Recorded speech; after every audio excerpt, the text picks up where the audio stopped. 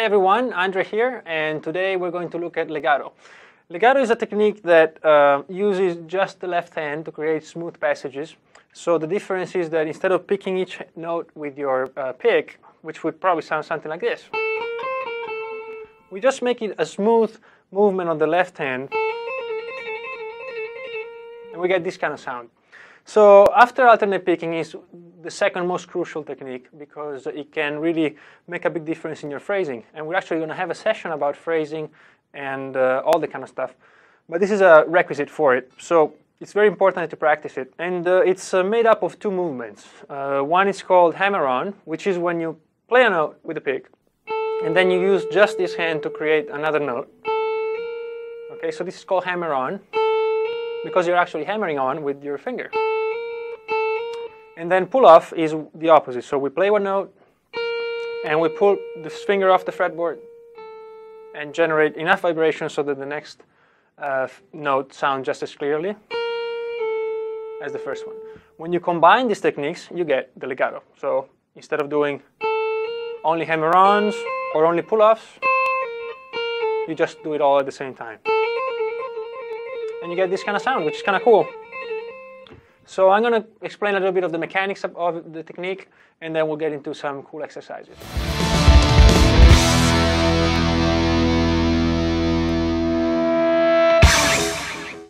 Very well, so let's have a look at the proper mechanics that you should use when you do legato. Again, this goes back to what we saw in the first video about warm-ups and the potential of developing a problem with your hands and your tendons and your articulations in the hand. So it's very important to stay relaxed. And now this is a lot harder than any other technique because you're doing all the effort with one hand, and actually this is the hand that's most vulnerable to these conditions. So you have to really take it easy, and slow is good. Go slow at the beginning and then improve your speed as you feel more comfortable. So the mechanics of legato are really simple. There's just two ways you can do it, as we said. Hammer-on is when you hit a note and you have to hit it again. Create another note without using the pick. So you're using this kind of movement, and then pull-off is the other way around. Whatever we said before with alternate picking, with warm-ups and all that, regarding that your hand will prefer one finger over the next, this stays true. So always keep that in mind. And again, we're going to do the first exercise will be about evening out your fingers.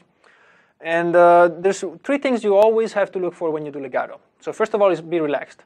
But there's three indexes of proficiency with the technique, which are volume, timing, and tone. The idea is that you should have the same exact volume. Not like that, you have to go like this. Then each note has the same exact volume, the same tone, so you don't want one note to sound round and the other one sounding thin. You always have to be consistent with it. And then the timing. So you want this hand to control the timing perfectly. So the metronome is a must when you practice legato. The weaker fingers will tend actually to play faster usually than the stronger ones. So always keep an eye out for these two, because the jerk reaction from your hand will just throw them out and see where they land. So make sure you take your time. And actually playing slow with the metronome is harder than playing fast when it comes to this technique. Okay, so one more thing you should be careful with. When you do pull-offs, don't drag the string. So don't do this. You see, then the tone changes. You hear that? It becomes very thin. Besides, you're using a lot of tension. It will slow you down, and again, not good for your fingers. So very gently, you lift the finger.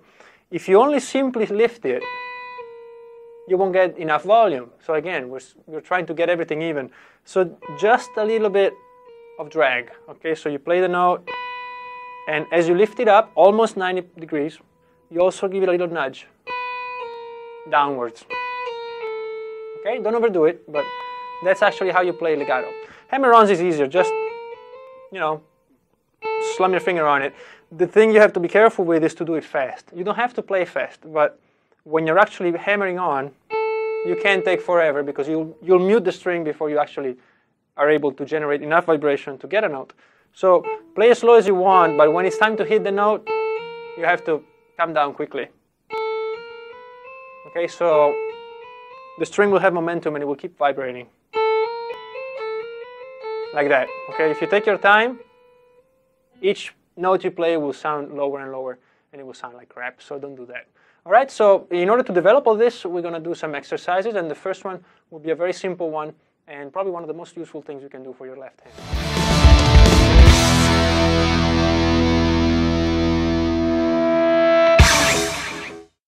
Okay, so we're going to look at one exercise now that will kind of even out your hands. Again, I don't believe in a learning technique with very musical or barely musical exercises, because what happens is whatever you compose, improvise, and whatever you do musically will be an extension of what you practice. So if you're at the point in time in your development that you have to spend a lot of time practicing technique, you don't want that to spill over into your inspiration and compositions and all that. So if you actually spend, whatever you compose and whatever you improvise is an extension of what you practice. And so the best way I found through the years of limiting that problem, especially with students, is to actually use technical exercises that are strictly technical and they don't sound very musical at all. That way you won't be tempted when you're improvising to actually use them, because they don't sound good and they're not contextual to what you're doing. So again, we're going to try to do it in the most mechanical way possible, and this is only to take care of the physical aspect of technique, and then we'll set you free for all the expression and all the inspiration that you might have. Okay, so that's the focus for pretty much everything we do with technique. This first exercise uses all possible combinations, again, of hammer-ons and pull-offs. And again, we'll go over all the fingers, see what the problems might be, and try to solve them. Okay, so the first thing we do is just use the first finger and the second, and do 5 and 6. So we play with the pick on the first note, and we hammer on the second note, just like that. Now, if you're new to this, you can just keep doing this. 5 with the pick, 6 hammer on, pick, hammer on, pick, hammer on. I'm going to assume now that you're kind of familiar with this, so I'm just going to go straight to the whole legato thing. So we're going to do hammer on and pull offs at the same time, and we'll do 5, and then 6, 5, 6, 5, all without using the pick. Just like that. Very simple. You can do it fast, you can do it slow, whatever works for you. And you can do this about a few minutes, maybe 2 or 3 minutes. And when you think either you're tired or you think you got it, then you move to the next position, which is 5 and 7.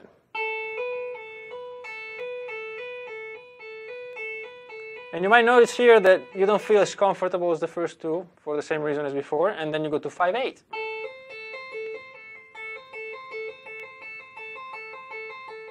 Okay, so again, we shoot for even timing, good tone, okay, and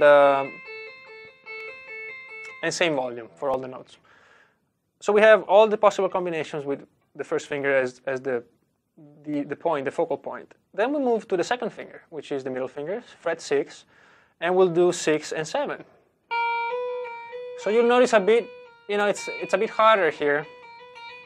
And a good test, actually, is to be doing this at the same speed you did all the ones that start with 5, and you'll see that it's a lot harder to do. You just keep doing it a few minutes, and then you go to 6, 8. And finally, we do 7, 8, which is the hardest one. Whoops, there you go. Like that.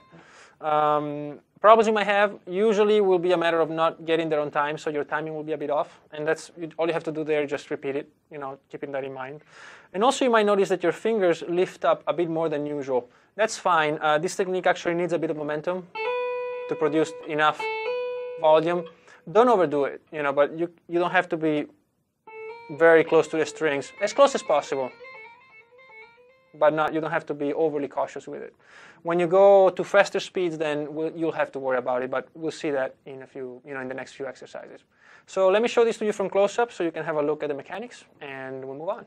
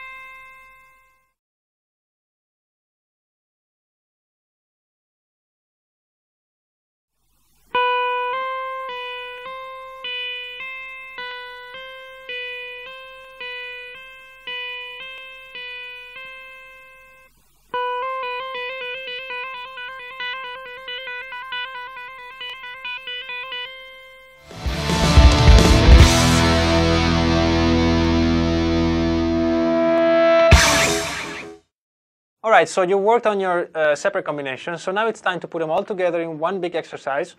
And there's many ways you can do this, depending on how far you come with the combinations. You could actually repeat each one a few times, or you can just go and shoot for dexterity and agility over the legato itself. So you could repeat, say, 8 times. If you're not very comfortable with it yet, you can do 8 times each combination. And then without stopping, you move to the next combination. And the next. The next.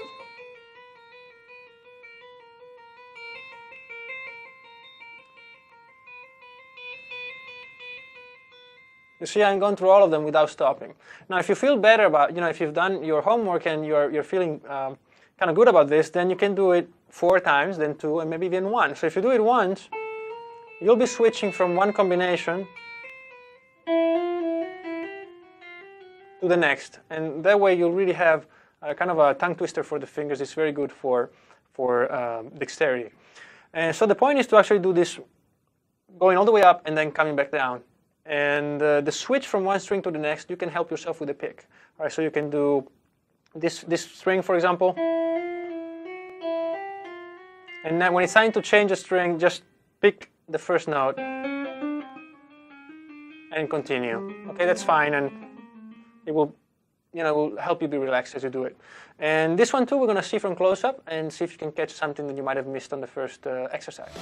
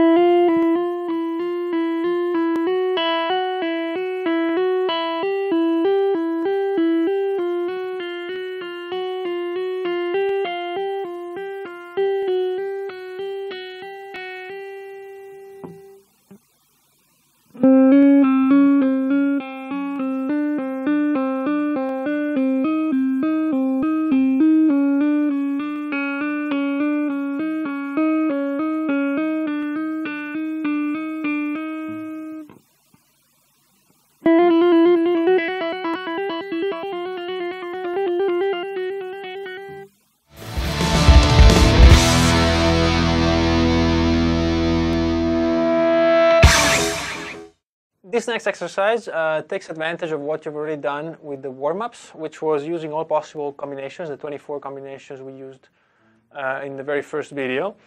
And we apply it exactly the same way as it was, but we do legato on them. So the good thing about it is that it's almost randomly applies both hammer-on and pull-offs in strange ways that are kind of quirky, and you'll never know what you're expecting when you select one of the fingerings. So it's the main example. I mean, let's do the easiest one. Let's do 5, 6, 7, 8. That's the first combination, and this will be a good example of something that's not very hard, right? Because we're doing only hammer-ons. Okay, so that's pretty easy. How about we go to another combinations? Any will do. Let's do 6, 8, 5, 7. Okay, so now, or 6, 8, 7, 5. Now I'm doing hammer-on in the first note, between the first and the second. Then I have to go down 1/2 step, a pull-off, and then a big pull-off from 7 to 5.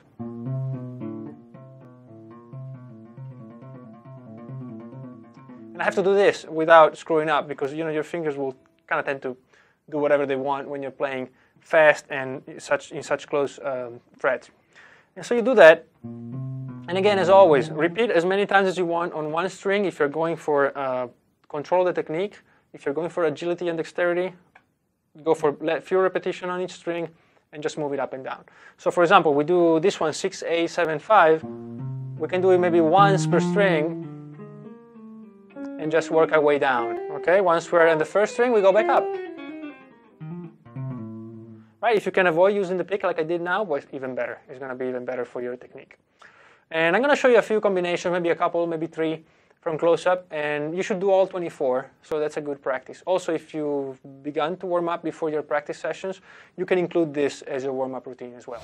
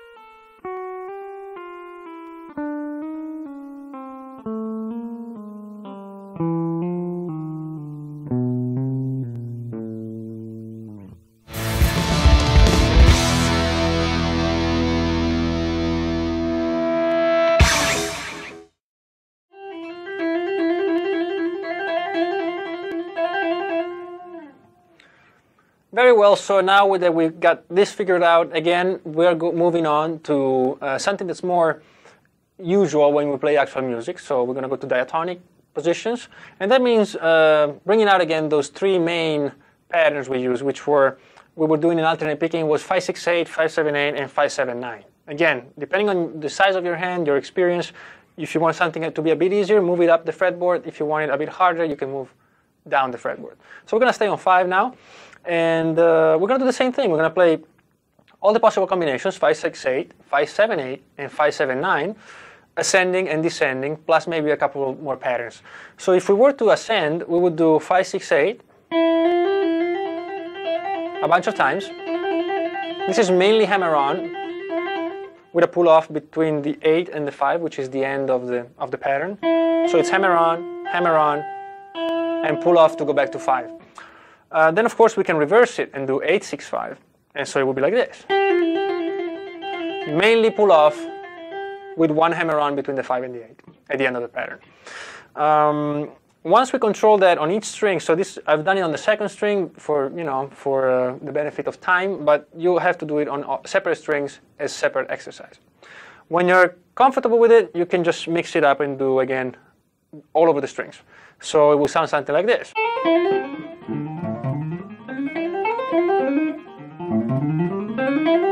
And do it like that, okay? If we do 5-7-8, will be a bit harder, then we can do it backwards. All the way down, and then we work our way back up. And then there's 5-7-9,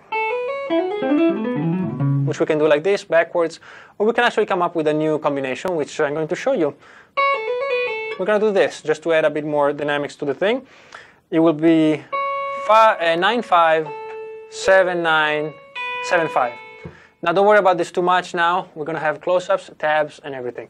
But it will sound something like this.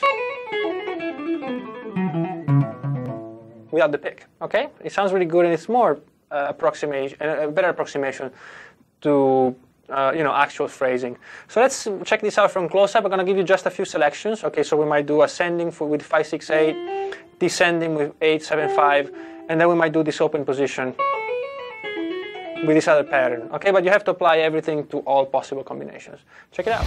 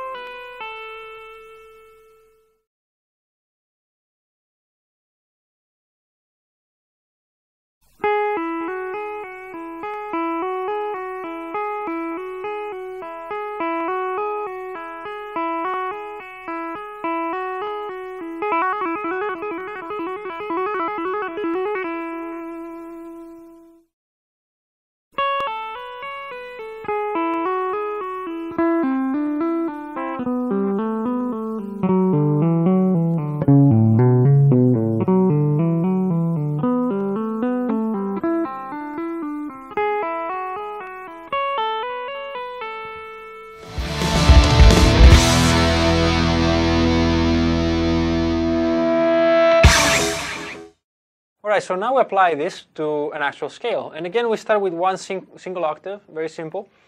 And we're going to use the pick to change strings and just legato for the rest. Okay, so it will be something like this. We play 5-7 on the third string, 5-6-8 on the second string, and then 5-7-8 on the first.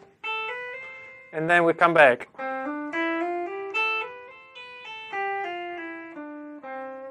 Like that, very simple. We can loop it and do it a few times. But we're going to try to add a little bit of difficulty here by using distortion. Now with distortion, as always, comes the problem of unwanted noises. And legato is even more susceptible to it because we're hitting the strings with more strength, with more force than usual. We don't do like that very lightly. We actually have to hit the string. And this will create some vibration in the body of the guitar that will transmit to all the strings. So you have to be careful with it. And one great way of measuring that is just by adding distortion to the guitar and playing like this. If you can do it without creating much noise, then you're good. If it sounds like this, right, you're actually hitting the notes, but you're not taking care of the different noises the guitar produces.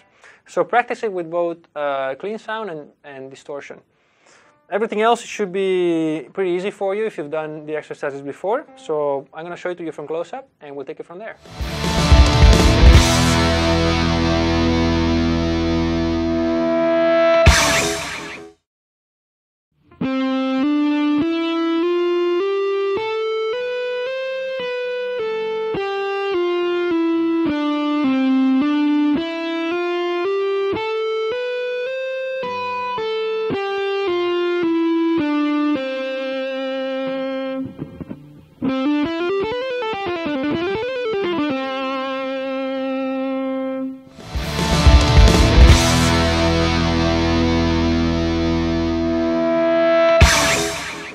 Instead of working on just one octave as we did now, we can apply this to actual full scales. And there are many ways to play major scales. One of them is the cage system, which we saw in the previous video. But this actually implies that you play 3 notes per string. That's another way of playing scales.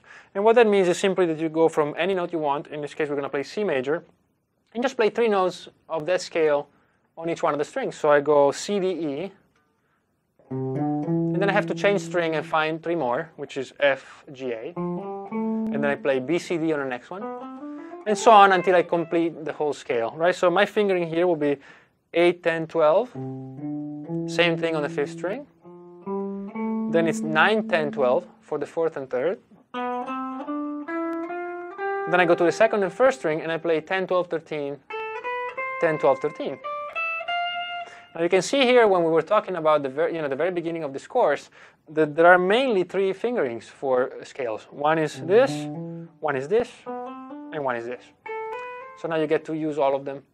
And also, since we began the video on legato with 5-6-8, 5-7-8, and 5-7-9, it was all in preparation for being able to improvise on a scale freely, without being concerned about what finger needs to go where. So what we're going to do now is actually play this exercise in two different ways. One is to go following the scale, just go up and come back. Again, we can try with distortion or with a clean sound. And we can go faster, slow, whatever level you're at, do that. And then we're going to try to complicate it a bit. So we're going to go down three strings, then up 1. So we play 6th, 5th, and 4th. And then we go back to the 5th, 5th, 4th, 3rd. Then 4th, 3rd, 2nd. 3rd, 2nd, 1st. And we go back with the pull-offs and do the same thing.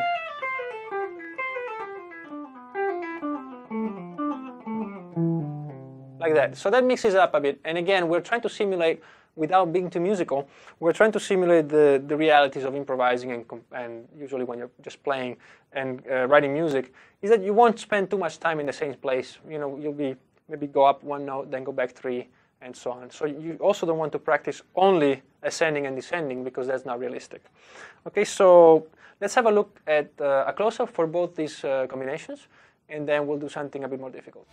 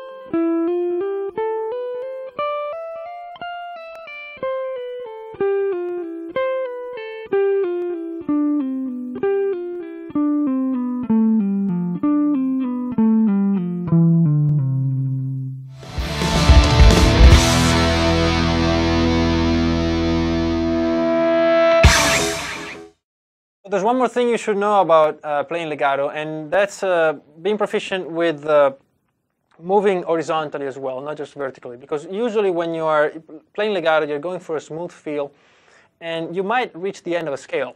Right? And that usually happens either on the 6th string or on the 1st. And when you do it, you have to be able to, continue the legato to a different position so you can gain extra notes. And that's something that's usually overlooked with legato, and then you can hear it when people just get to the end of a scale and they don't know how to continue it. So we're going to have a look at that, and for that we're going to need this technique which is called slide, which is very simple, and we'll actually get into more detail about it later on. But what we're playing is very simple, just 2 strings, and it's 5, 6, 8 on the 2nd string, which is E, F, G. Then we're playing A, B, C on the 1st string, which is 5, 7, 8. And when we get here, we want to move to a different position to gain a note. So what we're doing is slide to fret 10 and play 10, 8, 7. And then imagine we want to actually take advantage of this and be in a new position. So we're actually going to follow in this new position. So we're going to play 10, 8, 7, 10, 8, 6. Like that, all right? So the whole thing is 5, 6, 8, 5, 7, 8. Slide up to 10, down 8, 7, and then 10, 8, 6. And then once we're here, all we have to do is slide down 1 fret, and we can begin again. Okay? Now in this case, unless you use a pick, you can use the pick when you hit the 10th fret. That will allow you to play the slide in a way that it's not obvious. But if you do it all legato, you'll actually hear the slide. So try both ways. You can play with the pick at the beginning of each triplet, or you can actually just play when you start a new string and not pick until you have to change a string. So you will slide down and up when you have to switch to a different position. Okay, so this is one good exercise to do with the distortion, because again it will force you to be clean. And with distortion it sounds something like this.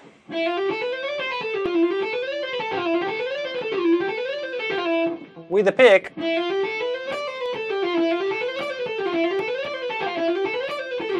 you see how the slide kind of disappears? And that's a matter of taste, whatever you want to do, try both and see what you like best.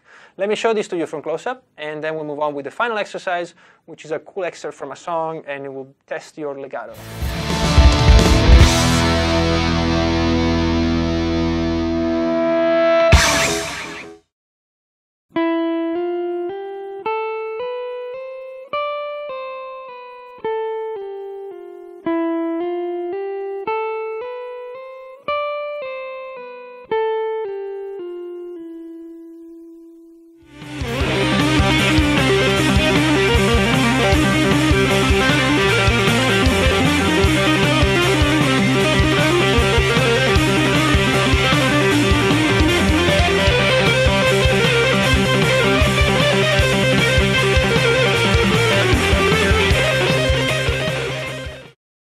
So now for the final exercise of this video, we'll use an excerpt from one of my songs. It's called Powerwall Fantastic. It's from my 2008 album of the same name. And it's a pretty good exercise for this because it's a mix of different techniques, but it all involves legato, so there's no pick. And the only difference to what you've done so far is that you actually have to play notes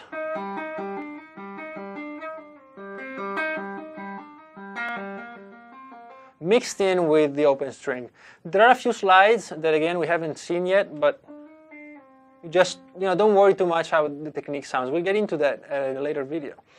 So the difficulties of this is really just to memorize it, for me at least, because it's been a long time since I recorded it, and I'm trying to play it exactly as it's on the record so you can follow along with it. But usually, you kind of improvise it when you're playing. And the main problem is that, and also a few times you'll have quite rapid movements of the hand, changing position. And when you're doing legato, it's weird, but your brain kind of disconnects your, you don't know where you are. So the pick really helps your brain understand where you are with the guitar. But when you forget this hand, you're kind of just jumping around and you might get lost. So towards the end of it, when we move to these frets, it's a bit hard, that jump there. And also keep in mind that everything gets easier when you go up the fretboard, usually. But with legato, because you have to hit the strings harder than usual, the smaller the fret, actually the harder it is to be precise, because you actually have to lift your finger further away from the string and then just lower it real fast. And so it's easier to get confused and hit the wrong fret. So when you get up here, try to be as clean as possible and really aim for the right notes. So you're going to have a tab and a slow version of this real quick and from close up. So try to play really slow and follow along the tab so you don't miss any notes. There's not really much else. Let's see if when we play.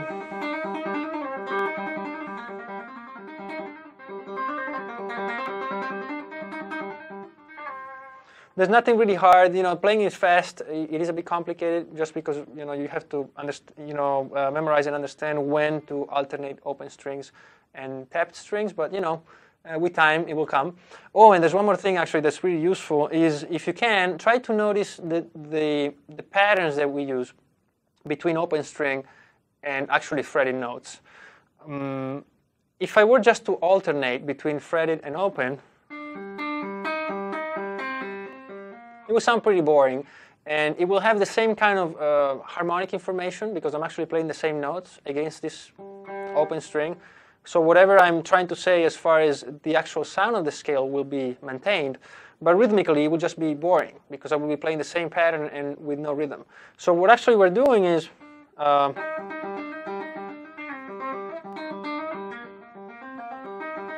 sometimes I alternate, but sometimes I play 2 or 3 notes or 4 without going through the first string. This creates a pattern and a randomness to it, which is actually pretty cool when you play it at full speed. So without further ado, I'm going to show it to you from close-up, and I'm going to play slow and then a bit faster. And then, as always, you can go back to the beginning of this section to hear the actual recording and to play along with it. All right? I hope you like it.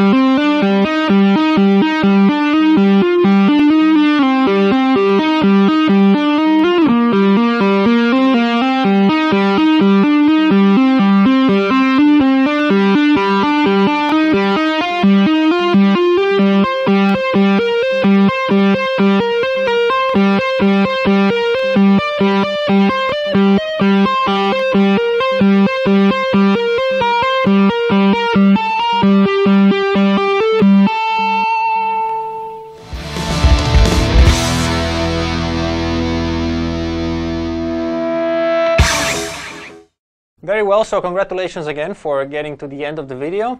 As you remember, we started out just explaining the techniques, and so make sure you get that part down.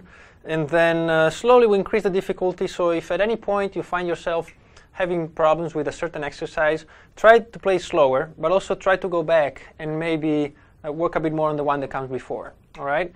And you should be all right. When you have weird patterns, they go down, up, down, up, down, up, like that with the strings, you might have added difficulty. So what I can maybe give you a little bit of advice is to just relax and play slow. Playing slow is not easier with legato. It's actually pretty much as hard as playing fast, but it will help you catch whatever tensions you have and whatever nervous twitches you might have with the fingers. Maybe you see the little finger just kind of shoots out without you meaning it to. And so you can catch that and fix it when you play slow a lot easier than when you're playing fast. So also one more thing I want to talk about, and this is as good a time as any, is that if you're a complete beginner, just by picking the guitar up, you'll improve. I mean, if you know nothing, whatever you do is good. Might not be the best way to do it, but it's still more than you have done before. But as soon as you reach a level that you're maybe intermediate or you're an advanced guitar player, it's not enough to just play. You have to actually play each time a bit better than you were playing before, because otherwise you are very liable to just go backwards. So if I have a level, say, of 5, and I practice all sloppy and just trying to go fast but not really paying attention to my technique, maybe this practice I'm actually playing at a level that's more likely a 4 or a 3. So if I'm here with my current level but I play here, your technique won't go anywhere. You actually slowly you will go down to whatever you're practicing, to that level. So make sure every time you play, try to play as well as you can, and always keep in mind, do I want to fix something? Do I want to improve something? And then work to do that. All right. So that way you'll always be improving, because it's a big risk, and I see when a lot of students they just spend a lot of time playing, and it's just not the right things. It's not the right attitude. So make sure you keep that in mind. And that's it. This is it for the legato video, and we'll see you for the next one, and the next one, and the next one. There's going to be a lot more coming. Thanks a lot, and see you later.